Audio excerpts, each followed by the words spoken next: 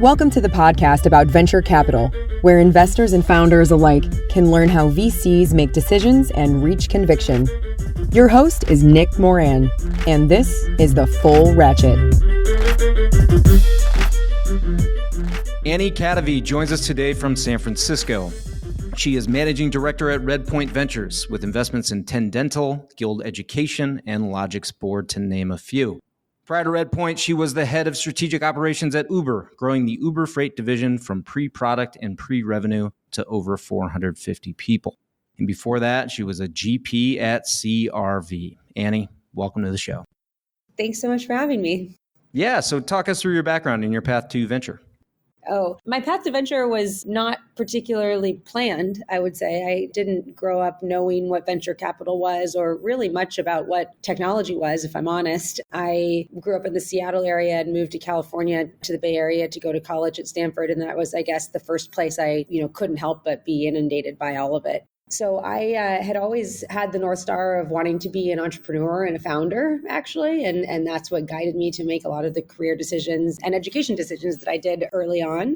And at one point, fast forward to 2011, I had been working on my own company for a while and was also finishing up business school and had learned enough that I wasn't going to continue working on the project that I was working on at the time. We had a small group of people that had been building the product, and a friend and a mentor of mine, I had a great conversation with him and said, hey, I'm thinking about joining a company. Here's a few ideas of companies that I think are interesting and early stage. And I'm really compelled by their visions and how big they could be. And he asked me a question, which was, well, what do you think you might want to do there?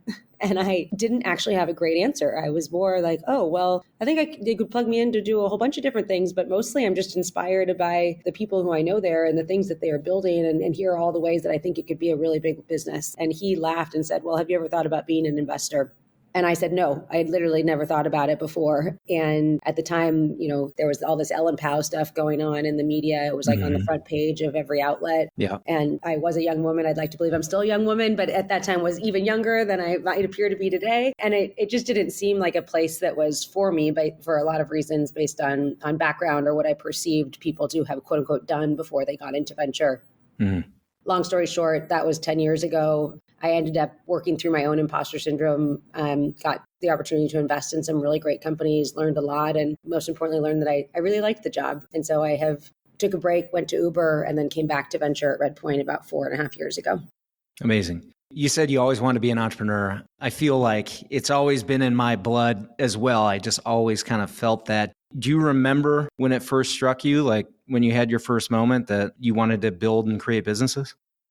I think it actually came out of a place of almost childhood admiration. I'm the oldest of 4 kids, and my dad was he's a very creative person who was always starting ideas and companies and building, little products in our garage. And I think I always kept on a high pedestal the idea of creating something new, or the idea of inventing something from nothing, or improving on a solution for a problem that you saw and existed. So I built some small businesses that, relative to the companies I now get to, front row seat to see and built all the time are nothing. They were more like, small projects, but they had the, entrepreneurial spirit, if you will, behind them. I filed my first patent in high school for a project that I had been building. And wow. All right.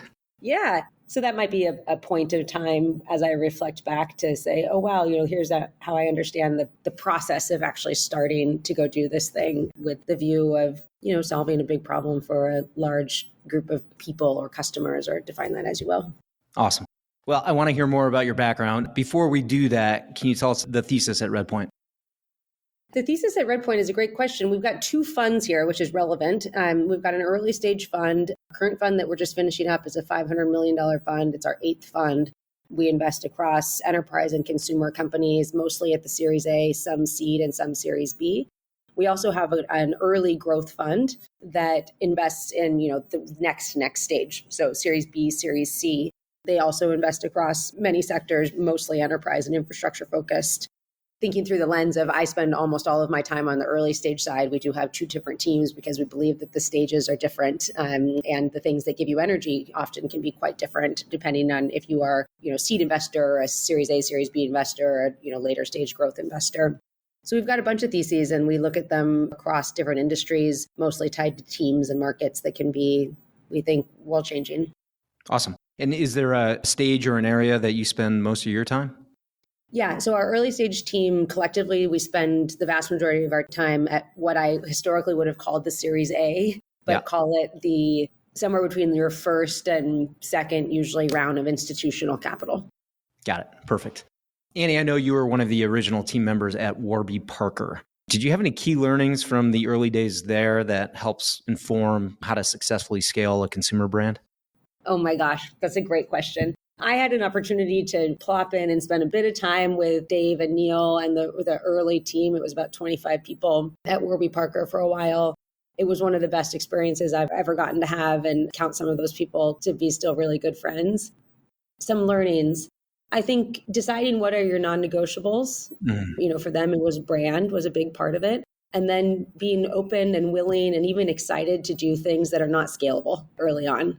I think it would be two learnings. The third would be stay as close to your customer as possible. The early Warby Parker office that I was in was right off of Union Square in New York City. And you took, a 3-person elevator up to I think it was on the 4th floor of this building. And the front half of that office was the showroom for Warby Parker. And the back half was the office where the entire company, which was 25 people, was sitting and working all day, every day. And so literally, as you were working on whatever project it was, you were watching all day long people come in to try on their glasses, and you were listening to the questions that they had, and you were watching the process of getting their eyes measured and of them trying on frames and how they came together, or how they brought their mom or how they brought their best friend, and how it was really like a social experiment. And I think that, for a business like that, building for consumers, to be able to bring your team that's working on kind of from HQ and have them literally in the same room with your customers on a daily basis is a really amazing thing to do. Yeah, I remember, building product myself. I was in an enterprise environment, but one of the biggest challenges I had when defining requirements was translating customer feedback, customer discovery to the engineers and the chemists I worked with. Like, they always wanted to know what the customers were thinking. And there's an advantage to that. You can be the filter, and you can communicate on the things that you think are most relevant. But the disadvantage is, like, you're this communication conduit. I can only imagine what it would be like to have all the developers and engineers get to see the customers in real time on a daily basis. Yeah, totally. I remember, specific anecdote, I was running an analysis on, early days, Warby Parker, right, would send you your at-home try-on, and it was a box of 5 frames. And there was a question of, do we let people pick all 5 frames? Do we let them pick 4 or 3 or 2? And then what other ones do we think are going to have the highest likelihood of being a match to them based on the ones that they picked, right? And so there was a statistical analysis that I was doing. But in reality, I remember sitting there for a couple of hours just watching people try them on and seeing, like, these people are actually picking based on color. These people are actually picking based on size. These people are actually picking, based on like the brow frame, right? Is it straight across versus is it curved or arched, right? Wow. And so those things, it's hard to know, right? But you could add those into your question list as you were onboarding people. And then you could also see in the data, right? These people have picked 3 black frames. I'm going to show them 2 more black frames that maybe are going to look different versus they picked 3 small frames. I'm going to show them 2 other frames, maybe the same frame in 2 different colors. So things like that were kind of fun to be able to blend, the data or screen work that you were doing with the actual, observing and interacting with customers in real time. It's so subtle, but it's a brilliant insight. I remember walking into Warby the first time, and the frames were organized by narrow, wide, extra wide, something like that, or medium. And once I figured out, I have a wide face, I only looked at those frames. And, it's taxonomy and filtering, but consumers probably wouldn't think of it. But if you're observing and doing your job as a product person, you can get there. Annie, I know you've invested in a number of unicorn marketplaces, from DoorDash to ClassPass to Patreon. How do you think marketplaces now and in the future differ from those of the past? Oh man, that's a really great question. In many ways, I don't think that the metrics that guide their success have changed, right? The brilliance of a marketplace is that it democratizes access for both sides and maybe both, maybe 3. Some marketplaces have multiple, different users or different groups that you might call supply or demand. And so, the questions are always the same, right? What value are you driving to them? Why are they going to stay on the platform? And what metrics are proving that this is a real fit for them, that a marketplace is going to solve the problem? Some of those are related to the market, right? How fragmented is the market on both sides? How important is it once you've made a match with one person or one customer that it's the same match the next time or third time or fourth time? Or is it actually makes no difference?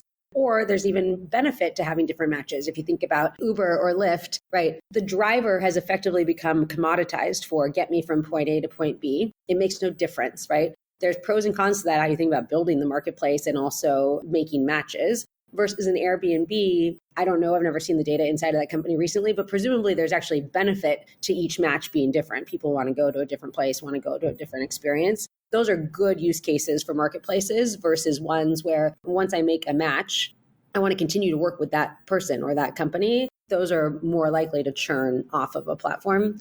So I think, what's different about the next generation of marketplaces versus the ones we've seen, I think we've seen iterations on a lot of the same things. We've certainly seen a lot more B2B marketplaces than have ever existed before. So that's maybe an obvious answer, or at least feels obvious to me, of something that is changing in the next generation. But as far as it relates to consumer marketplaces, if anything, I think that we should see more big companies built in that space. The model is wildly successful. It's very, very defensible. And for markets where you have high fragmentation and varying consumer interests or recurring needs, the marketplace model is a really good one to choose. Do you think we'll see more decentralized approaches going forward? What do you mean by decent? Well, I don't know, Web3 based marketplaces, more of that, more variable economic structures and incentive structures? Yes. I think one of my favorite parts about this job is that you can never get good at it because it always is something new, right? The question you just asked, if you had asked me that question 5 years ago or 7 years ago, I would have been like, I don't even understand what you're talking about. I don't even have a frame of reference to think about what that would mean. And now I'm like, oh, okay. I've got maybe 10 or 15% of a frame of reference. And then I'm just left to my own kind of creative mind thoughts, right? Of like, what are the use cases for this and what they could look like? And so, yeah, for sure. I think that marketplaces, like any other technology that's consumer facing, are reflective of the generations of people that start them and use them. The generations of people now are understanding how to work with a blockchain, for example, and the values of that. And so, I don't think that we're mostly going to get it right the first time around, but in 10 years from now, for sure, I think that there'll be, marketplaces that have different economic models, as you said, which I think is a good term to describe it. So the last 3 marketplace pitches that I've received, the founders all mentioned the same phrase, the cold start problem, and navigating that. Do you have any advice for founders starting a marketplace and beating the cold start problem, so to speak? It's just about defining your constraints. If it's a marketplace that has a physical component to it, so an Uber or a DoorDash or ClassPass, you need to have a geographic constraint, obviously. And then you want to see if you can build some level of density. The word density means different things depending on your business, right? If you're DoorDash, can you get to X percent of the restaurants on University Avenue in Palo Alto? If you are Uber, can you get to Y number of black car drivers in the marina in San Francisco? If you are ClassPass, can you get X number of yoga studios in Union Square in New York City, kind of thing, right? So I think that that's the first one to do.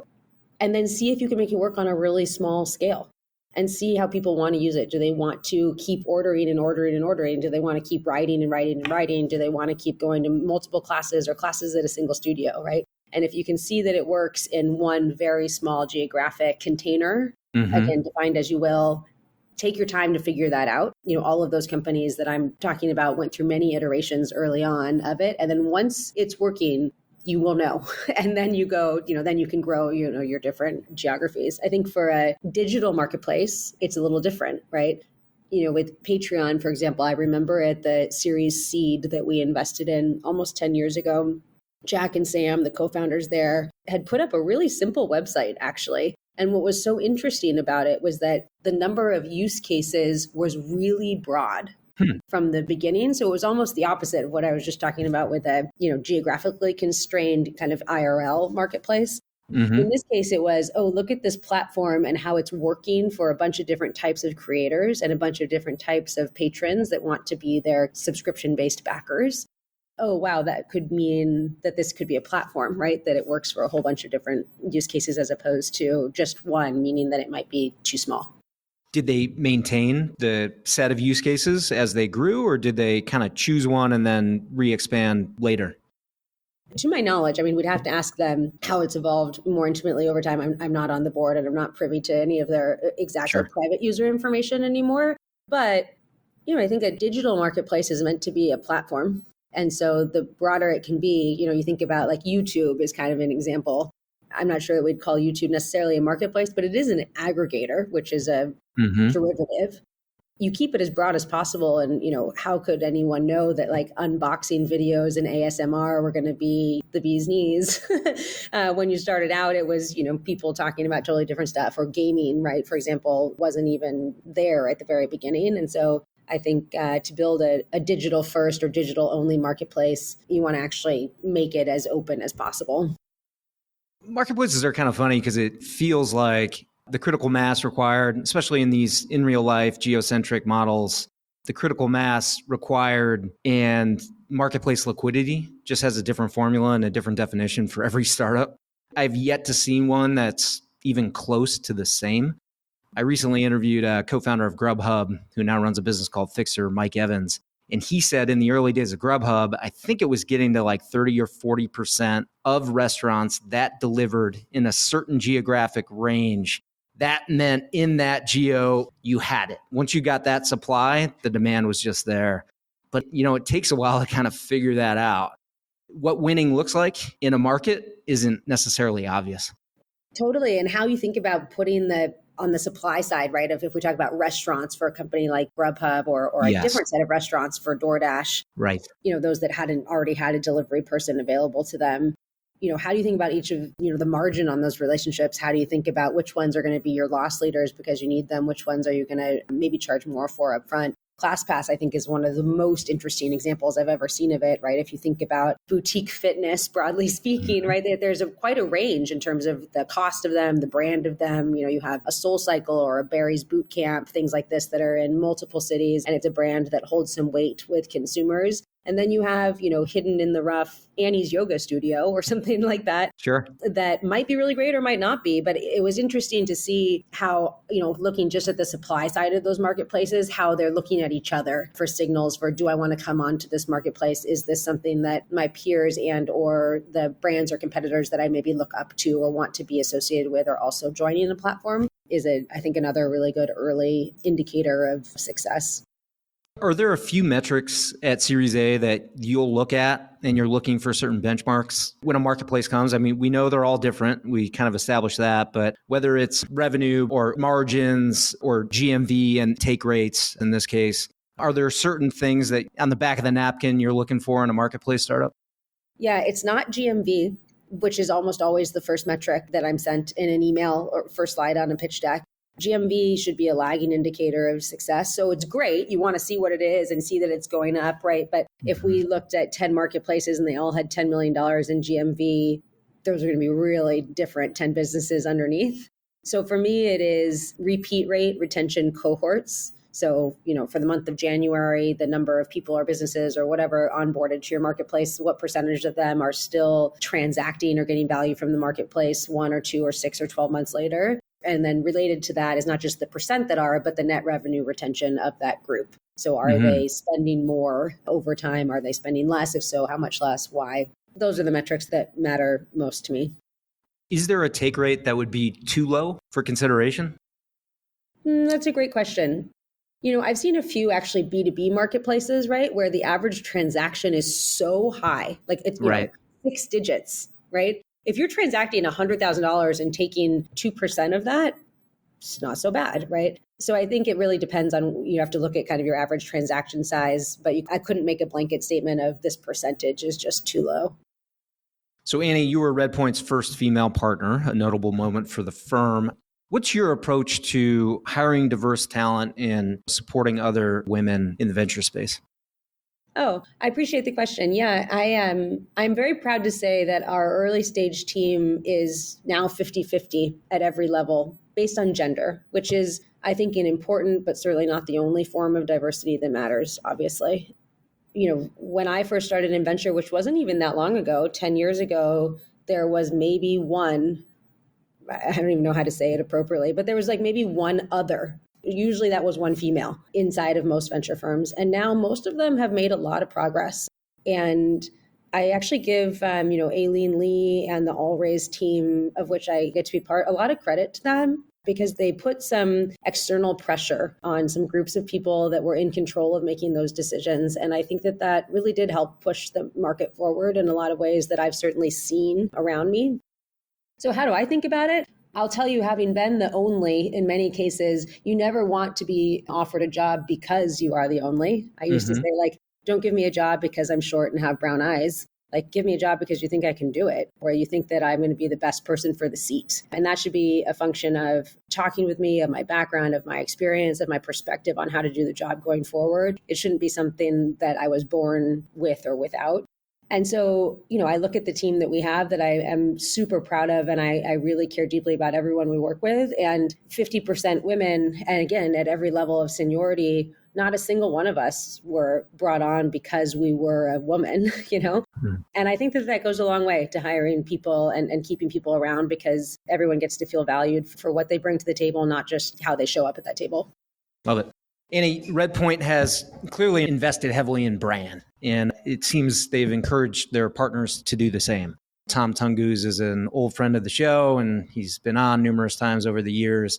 He was doing blog posts, and of course, we've got Logan Bartlett's pretty active on Twitter and other mediums, and now there's cartoon avatars and a very, very popular TikTok account. It seems like the firm has placed some strategic emphasis on brand building and promotion across multiple platforms. Can you talk about the thought process behind this at Redpoint? Yeah. So we view Redpoint as a startup. We run a lot of experiments. Right now, we're running a lot of external brand-facing experiments. And so you are seeing them. You just talked about several of them.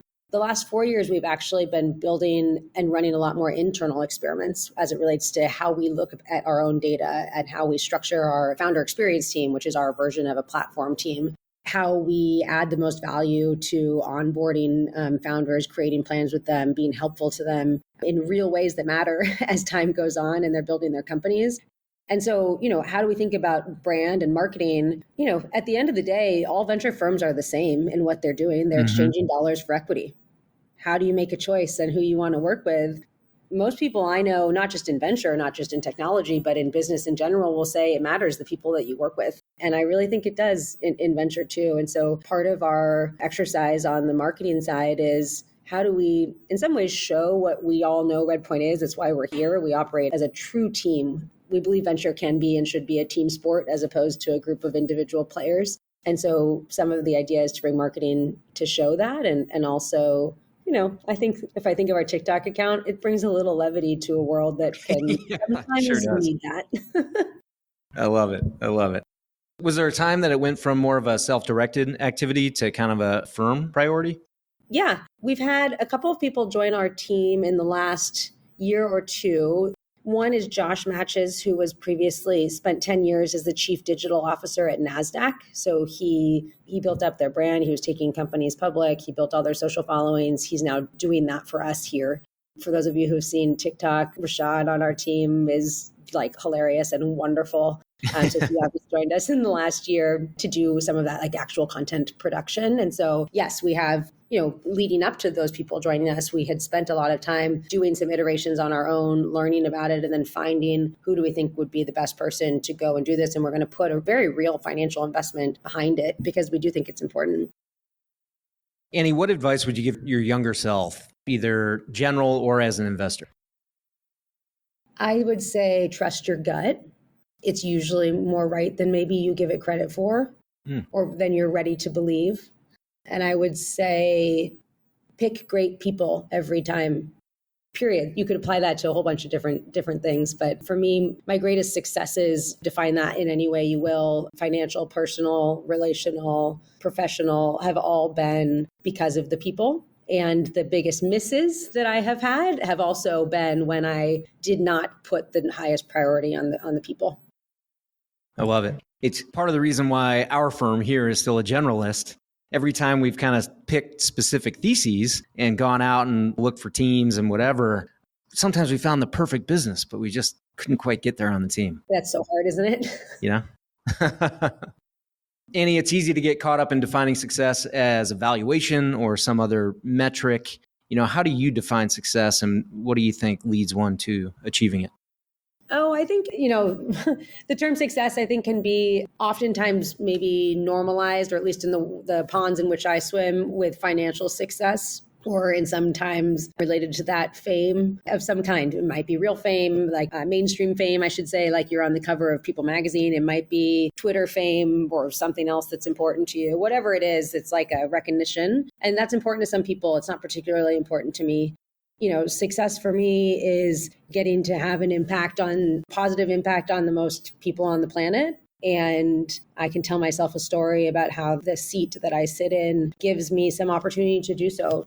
I think starting companies is one of the bravest and most challenging things that someone can spend their time doing.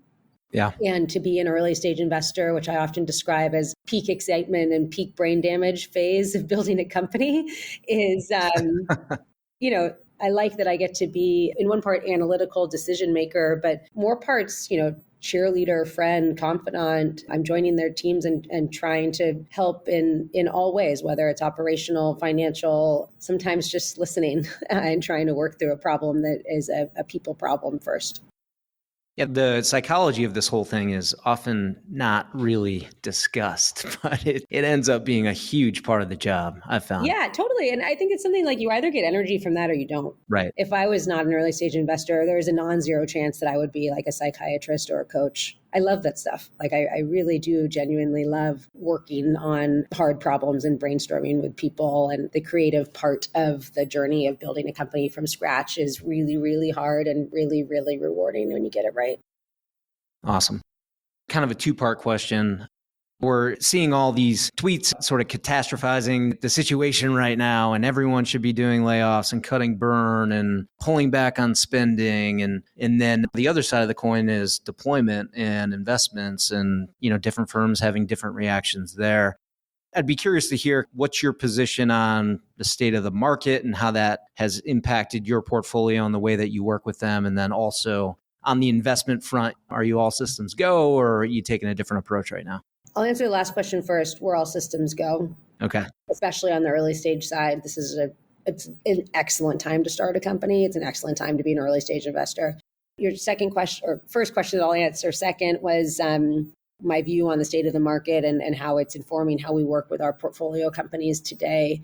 I take a more longitudinal view on the market. If you look at the average valuation, the average deal size in the last 12 months and in the last 3 years, they are extraordinary outliers to what they have been in the last decade.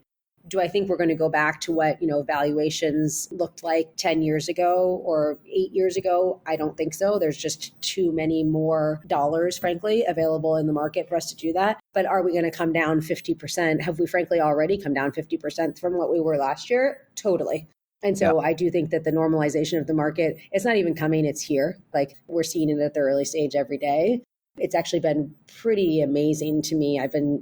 I don't know, I guess just a bit shocked at kind of how quickly that has happened. Mm-hmm. But net, I think it's a good thing for companies and a good thing for investors because it means that you can grow a company in a way that you actually get to be more thoughtful about it and you're not chasing growth at all costs and you don't have, instead of having 57 different competitors because everyone else has gotten funded at the same time that you might have 3. And the numbers that you are trying to put up in order to raise your next round are achievable in a way that you can achieve them and also grow your team in a way that it's not going to break. So, I'm quite excited about it.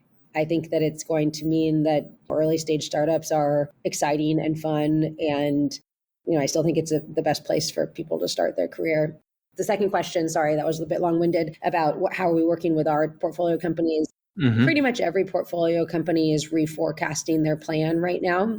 Some are doing so materially, 50%, 60%, 70% changes. Some are doing it less, 10 or 15%. But every single company, whether they are up and to the right, growing like gangbusters, kind of right down the middle of the fairway, or struggling because they, for whatever number of reasons, everybody is revisiting it based on this new market. Yep. You had mentioned 50% before. Is that directionally sort of the order of magnitude you've seen dropping in terms of round sizes and potentially valuations? Yeah. Yeah. But again, if I look at it over the last 10 years, even the last 7 years, right? I actually think about it as the inverse, right? It's just that it popped 100% for 2 years and now it's come back. And so maybe that's the half glass full way of looking at it. But I think there's a reason that the market has existed in that way for a long time before, that it takes time to build teams and it takes time to build product and to get customers. And those things are unchangeable at the earliest stages within a range of time and dollars. And so I think it's going to make building companies and being part of companies a whole lot more sustainable and rewarding for people than the last couple of years have been. Constraints can breed creativity, right? Always. Sometimes it's healthy.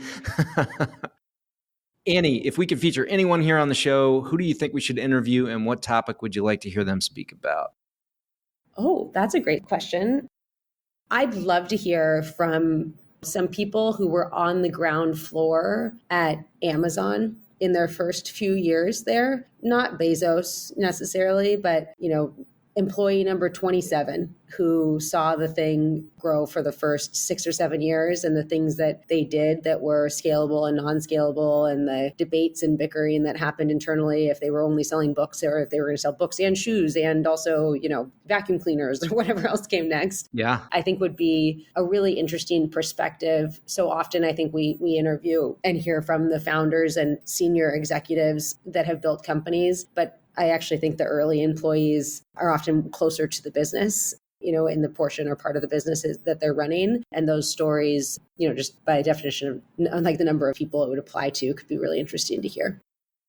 Maybe less revisionist history in some of those stories. Yeah. And also just, even tactically too, right? Like after you get to be, 50, 60, 70 people, it's impossible as a human being to be that deep on every part of your business. So to hear from the person who built the Amazon product from 20 people to 1,000 people and how they thought about product prioritization and what data was most interesting or available to them, something like that, I think would be really interesting.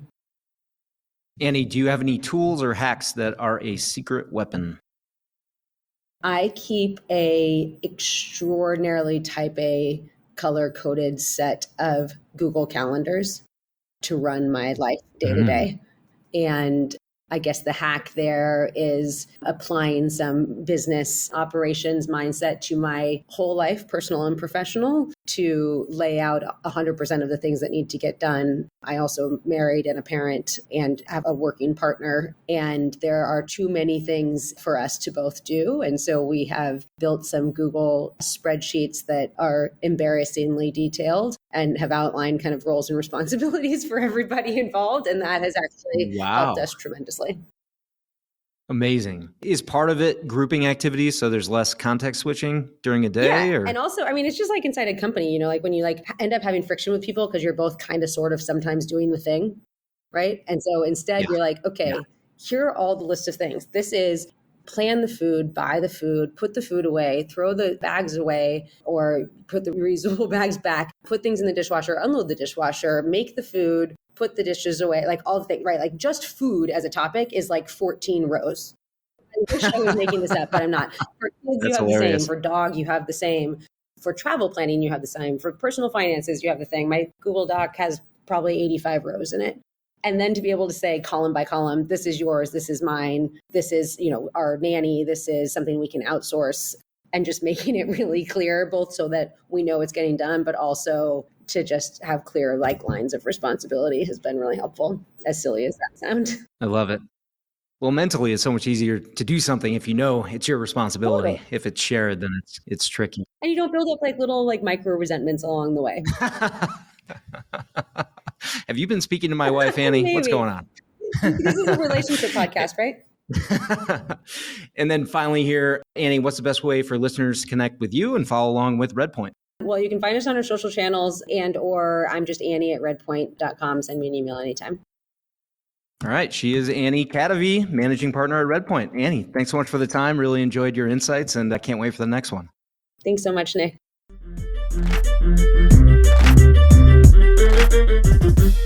That will wrap up today's episode. Thanks for joining us here on the show. And if you'd like to get involved further, you can join our investment group for free on AngelList. Head over to angel.co and search for New Stack Ventures. There you can back the syndicate to see our deal flow, see how we choose startups to invest in, and read our thesis on investment in each startup we choose. As always, show notes and links for the interview are at fullratchet.net. And until next time, remember to over-prepare, choose carefully, and invest confidently. Thanks for joining us.